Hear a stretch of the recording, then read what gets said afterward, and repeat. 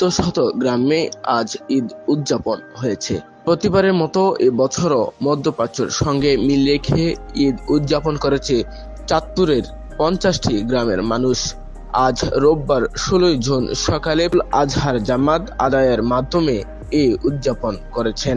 এদিন সকাল 8টা 40 মিনিটে হাজীগঞ্জে ঈদের প্রথম জামাত অনুষ্ঠিত হয়।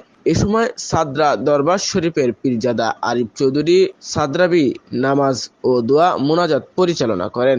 ঈদের দ্বিতীয় জামাত পরিচালনা করেন আবু ইয়াহিয়া জাকারিয়া মাদানী। জেলার হাজীগঞ্জ, সাদরা দরবার শরীফ উপজেলার সাদরা, সমেশপুর, অলিপুর, বলাখাল, মনিহার, কচুয়া ও শাহরাস্তি সহ আরও বেশ কয়েকটি উপজেলার অর্ধ-শত গ্রামের বাসিন্দারা এ ধর্মীয় উৎসবে শামিল হয়েছেন।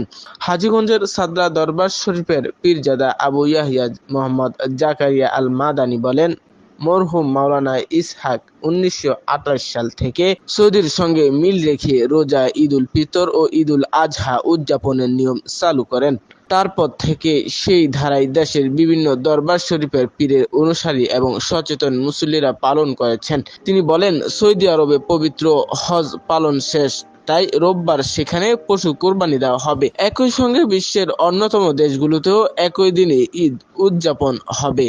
শাহরিন সিয়াম, দৈনিক স্বদেশ বিচিত্রা, চাঁদপুর।